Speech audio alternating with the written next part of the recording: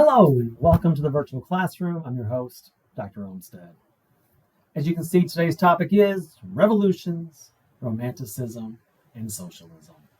Now, as always, before we begin, take a moment, hit pause on this video, jot down that lecture outline to your right, and pay particular attention to those key terms at your left.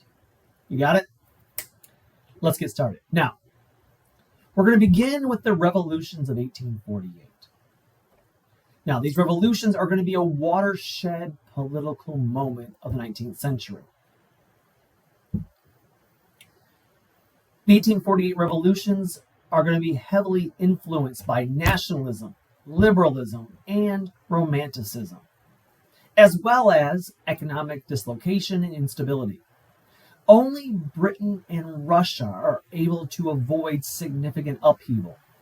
The liberal reforms in Britain we talked about last time prevented some serious popular discontent, and conservative oppression in Russia prevented liberal revolution from taking hold. So on the one hand, Britain escapes it because they got a little bit more liberal, offered some bones, a little bit of chicken feed to liberals who want to reform, where in Russia they just cracked down on it. But everywhere else,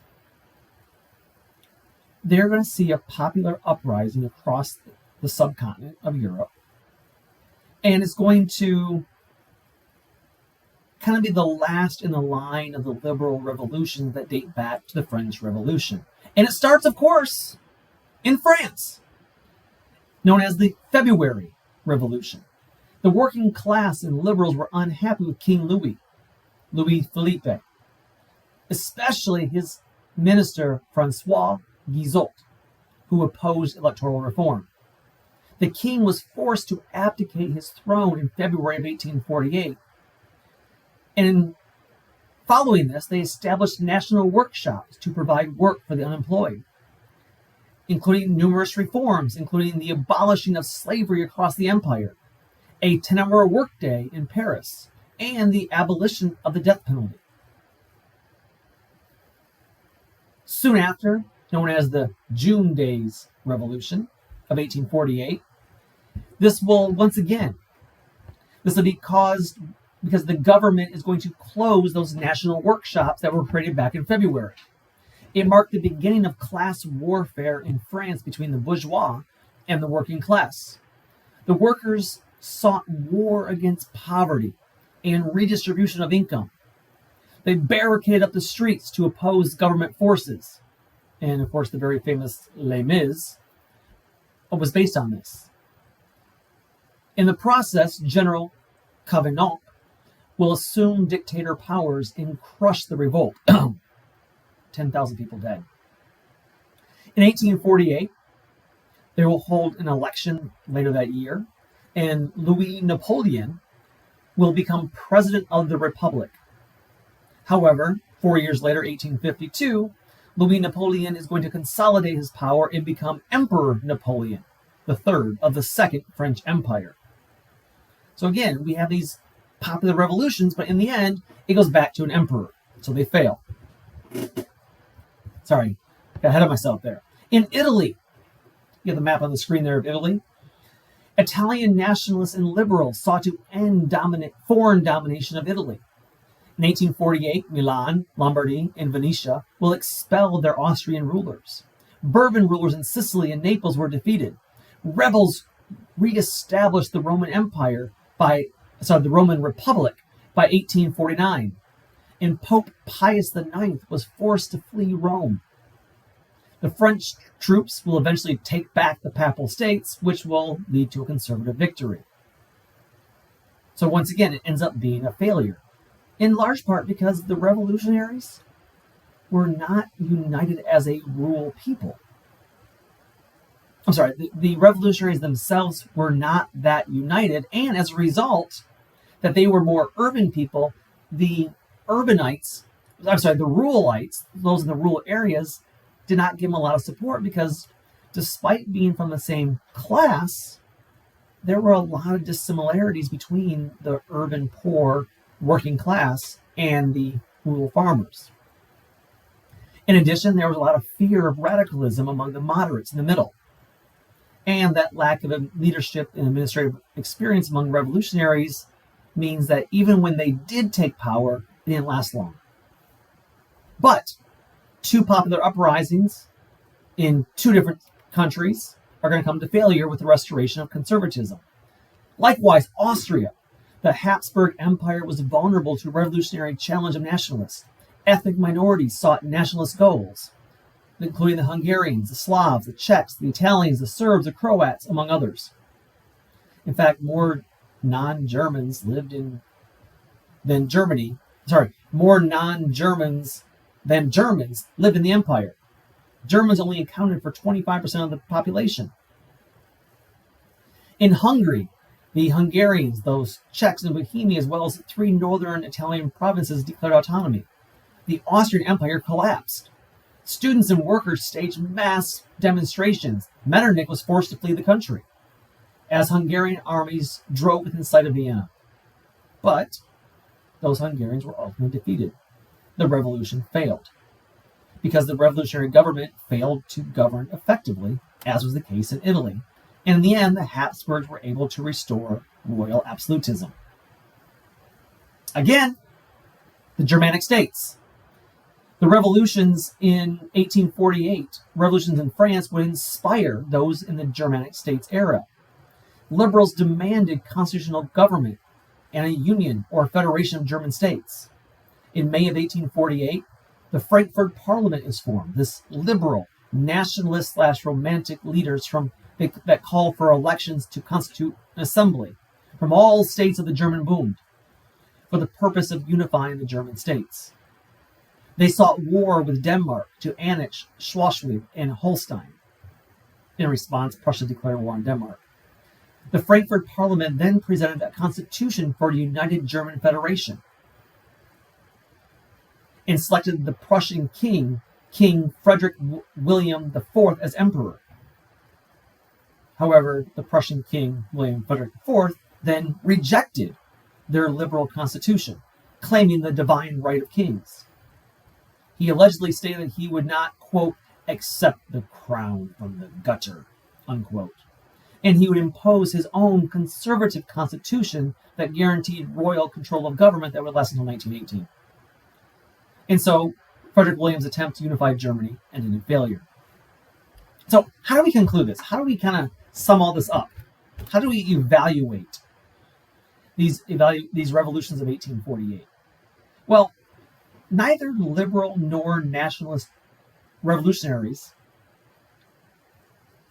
nor those of conservatism, were able to maintain their dominance from 1789 to 1848. Liberalism, nationalism, socialism, and democracy made some gains, but were largely kept in check by conservative repression. Many of the revolutions were spontaneous movements that could not effectively maintain their popular support. The revolutions were largely urban movements, which really hurt because they had no rural support. And the middle class who led these revolutions came to fear the very radicalism of their working class allies. And so, much like the original French Revolution, there's just no great unity as revolutionaries, while they share some common cause with middle class or working class allies in the cities, in the end, they don't trust each other. And then they have an issue because they have a different agenda from the rural peasants who, while in some respects they align with each other, ultimately they just don't form a strong, lasting coalition. And they're all inherently distrustful of each other because ultimately what they want is, they want unity, they want peace. And the rural class is generally more conservative than those urbanites who are fighting for separate goals of liberalism and working class betterment in the workplace. But they did bring some positive impacts, such as in France, was the introduction of universal suffrage for males. Serfdom would remain abolished in both Austria and the Germanic states. Parliaments were established in both Prussia and the German states, although they were often dominated by princes and aristocrats. So to conclude with this era, the revolutions of 1848 and 49, They brought to close the era of liberal revolutions that began in France in 1789. The reformers and revolutionists learned that planning and organizing was a prerequisite for success, and something they did not take heed of in the moment. Now, one as I mentioned earlier was this idea of Romanticism. Now, I'm not going to spend a huge, long time on this, but it is worth noting that Romanticism would play a large role in fueling the desire for these revolutions, fueling these liberal ideas. And when you combine liberalism, Romanticism, and then we'll talk about next, socialism, you really start to understand why these working class and even lower middle class urbanites are embracing this more revolutionary rhetoric to try to, well, create greater equality in life. So Romanticism, it emphasizes emotion over reasoning, emphasizes the human senses, passion, faith. It glorifies nature, emphasizes its beauty and tempestuousness. It rejects the Enlightenment view of nature as a precise, harmonious whole. Instead, it's just flexibility. It's liberation. It's freedom. It emphasizes feeling, humanitarian movements that were used to fight things like slavery and poverty, industrial evils and inequality. In some cases, it even drew from the Middle Ages ideas of faith and honor and chivalry. In reality, it's a rejection of enlightenment, but the embracement of humanitarian movements. It's an embracement of liberal ideas, but applied to the individual human condition. And we will see a number of these philosophers and poets and artists that are going to contribute to this movement. It begins with two famous philosophers, including Jean-Jacques Rousseau, who emphasizes social contract, believed that society and materialism corrupted human nature, believed that man was a noble savage in a state of nature, and Immanuel Kant, who embraced rationalism of the Enlightenment while preserving his belief in human freedom, immortality, and resistance of God. These two men help establish a philosophy that is separate from religion. And what it creates when it combines with liberalism and the industrial age that they're living in is this idea that feeling, individual expression, individual freedom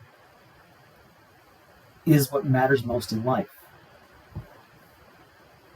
And we see this being portrayed through a number of different mediums, including especially poetry, including Samuel Taylor Coleridge, who was deeply influenced by the philosophy of Rousseau and the spirit of the early French Revolution.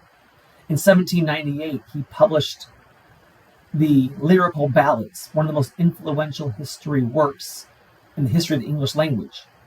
It defied the classic rules and abandoned flowery poetic conventions for ordinary vernacular language. Portrayed simple subjects in highly idealized and majestic ways. Nature was a mysterious force from which a poet could learn from. Unlike the Enlightenment ideas in the scientific revolution ideas that nature should be studied and ordered and function in such a way that you could understand it. No. Under Romanticism, it was mystical. It was unknowing. Likewise, Sir Walter Scott, a Scottish poet who created long narrative poems and historic novels, including famous works like Rob Roy and Ivanhoe. Ivanhoe being the story of a fight between the Saxons and Norman knights in medieval England. That also represents the fact that Romantic poets and literary works were very focused on historical ideas. In literature, we have incredible works, including George Sand, who was a female writer whose real name was Manadine Aurora Lucy Dupin, who emphasized themes of romantic love and nature and moral idealism. And Johann Wolfgang von Goethe, who wrote Sorrows of a Young Weather, in which Werther personified the romantic hero who was misunderstood and rejected by society, but yet stayed true to his inner feelings. His rejection by a girl by whom he loved resulted in his suicide. This novel influenced many others of the era with their idea of tragic stories of lovers, including Faust, who wrote the tragic drama. He also wrote Faust, a tragic drama. The character Faust is selling his soul to the devil in return for experiencing all human experience and knowledge, to demonstrate the romantic criticism of the Enlightenment's rationality and empiricism, perhaps the greatest of the German Romantic authors. Other authors include Victor Hugo, who wrote The Hunchback of Notre Dame and Les Mis. His romanticism in his novels was evident with his use of fantastic characters, strange settings, and wildly human emotions. And of course, the very famous Grimm fairy tales. The Grimm brothers, Jacob and Wilhelm, were influenced by Herder's views about preserving songs and sayings of the Germanic culture. Provides a strong example of how German nationalism and romanticism were tied together. In art, we get people like Caspar David Friedrich, the Wanderers Above the Mist on the far left of your screen. Probably the most famous, this mystical view of the sublime power of nature conveyed in many of his paintings. We can't understand the water, it just is. Eugene Delacroix, probably the most famous French romantic painter, interested in the exotic and dramatic use of color, most famous work being Liberty Leading the People, 1830, first portrayal of the 1830 Revolution in France. And of course, Theodore Géricault, his Wrath of the Medusa, based on the shipwreck off the west coast of Africa, themes of power and nature and man's attempt to survive the force of nature. In music, we get people like Beethoven and Peter Tchaikovsky, a well-known Russian romantic composer, perhaps the most gifted of all the European composers, with his beautiful melodies, used Russian folk songs in his symphonies and ballets, including Nutcracker and Swan Lake. In architecture, the Romantic architecture returned to the medieval ideals in certain respects. It had a Gothic revival, with some notable cases, including the architecture for the British House of Parliament, rebuilt in the mid-1800s, the most famous example. And you cannot separate the Romanticism's connection to politics and revolution. Romantics believed in revolutionary movements that would give people more freedom and control over their own lives, supported nationalistic movements that emphasized cultural traditions and language of Europe's very peoples. In Germany, the disillusionment with the French Revolution and Napoleon pushed the Germanic Romantics toward nationalistic views where individuals would be fulfilled by being part of a national culture, united by history. It urged Germans to study German literature and history as they believed that language was the key to a national identity. Believed that an individual reached the highest stage of development through a passionate connection with the national community, the Volksgeist. Sources like the Grimm fairy tales furthered that notion of a historic German culture when German had long been separated as isolated areas. In Italy, Giuseppe Verdi's operas evoked strong nationalistic views. Verdi was seen in some circles as a figurehead for the Italian unification movement. Some of his early operas can be seen as allegories for Italian desire to rid Italy of its Austrian and other foreign oppressors. In fact, in 1859, the name Verdi was graffitied on the walls throughout Italy, not only to celebrate the composer, but as an acronym for Vittorio Emanuele Re, meaning King, de Italia. In 12 years, Victor Emmanuel would be King of United Italy. You see, the eventual failures of the Revolution of 1848 led to disillusionment with these romantic ideas. It would pave the way for the rise of the next era of art and thought, known as realism. But the third major category, of course, is socialism. A boogeyman term in the United States, but a very important historical concept. It was the desire to reorganize society and social hierarchy, to establish cooperation and a new sense of community. You see, there was increasing misery in the working class, and this disturbed liberal thinkers to propose a modification to the old laissez-faire economy systems. Liberal practices in politics, republicanism, and economics, capitalism, seemed to promote selfish individualism and led to the fragmenting of society. Socialism was a way to reorder that and to provide equality for all, using the government not as a force of individualism to separate the people, but rather to bring the people together and achieve equality. Some early French theorists among socialists consider Count Henry de Saint-Simon, who believed the proper social organization would require the parasites, that is, the court, the aristocracy, the lawyers, the churchmen, to give way to the doers, the leading scientists, engineers, industrialists. He sought public works projects and established investment banks. Every social situation should have its main goal of improving the conditions of the poor. In other words, you want to make your country better, focus on uplifting the poor first. Then there was Charles Fourier, who sought a planned economy in socialist communities, described a socialist utopia in mathematical detail. He founded 7 utopian societies that were, let me rephrase that. 7 utopian societies were founded upon his ideas, most of them in the United States. He was an early proponent of the emancipation of women. There even would begin a Christian socialist movement born in England around 1848 that believed that the evils of industrialization would be ended by following Christian principles, attempting to bridge the gap between anti-religious socialism and Christian social justice for workers. And then it went one step further,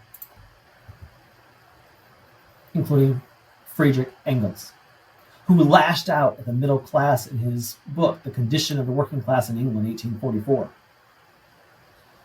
He was a future revolutionary and colleague of Karl Marx, who believed that the capitalist middle class was ruthless and exploited the working class proletariat.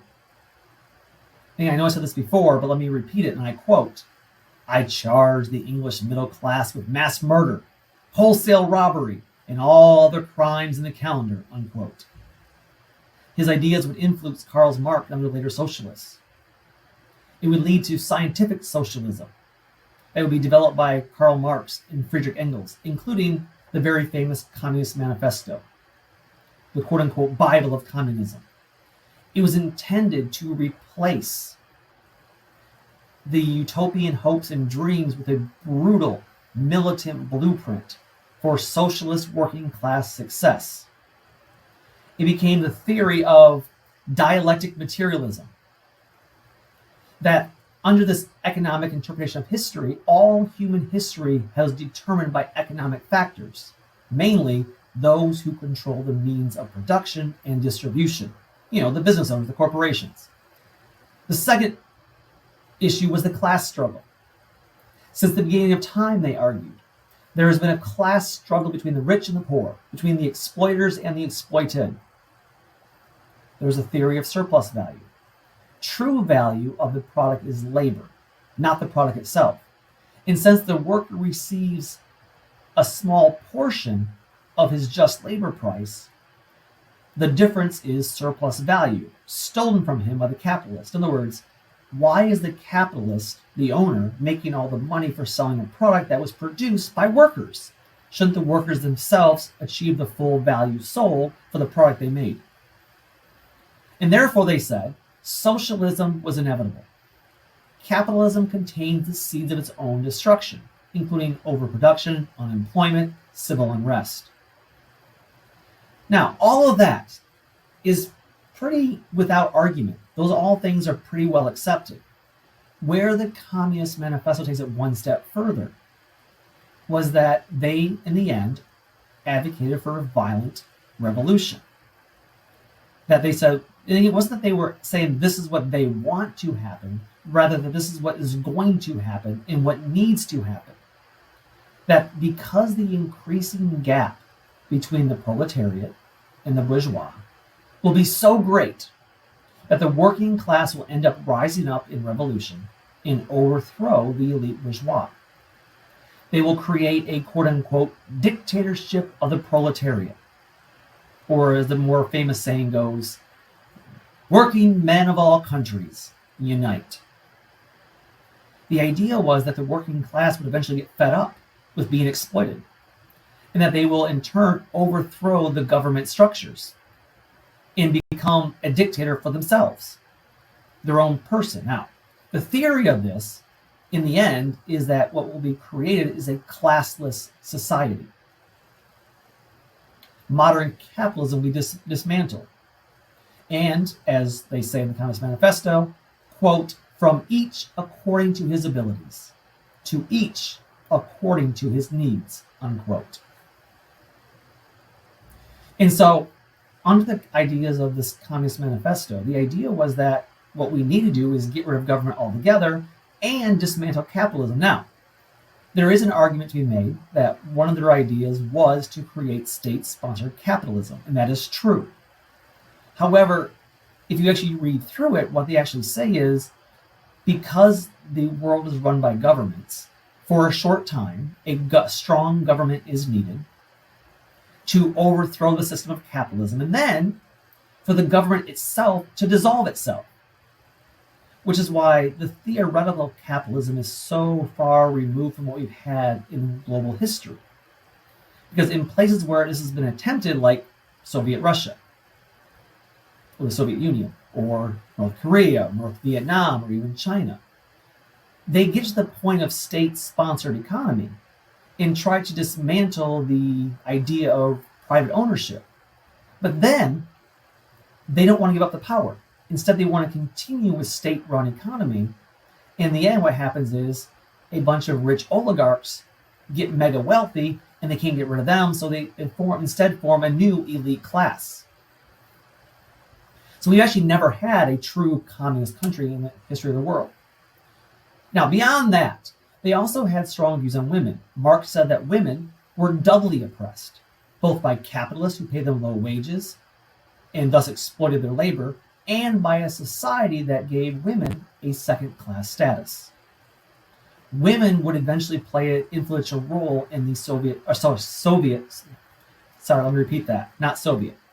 Women would eventually play a significant role in the socialist movement in the 19th and early 20th centuries.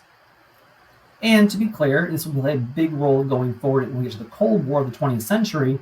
Marxism, by definition, communism, is atheistic. It's a philosophy. It's a political philosophy, a social philosophy, but it is the very opposite of what those Christian socialists were trying to do in England. This is about an atheistic idea. This is a way to order and structure society to benefit all people today, not about the hereafter.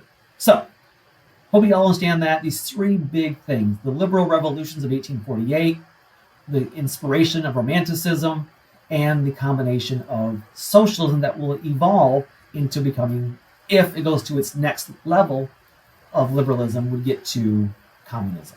So with that, guys, take care. Until next time, bye-bye.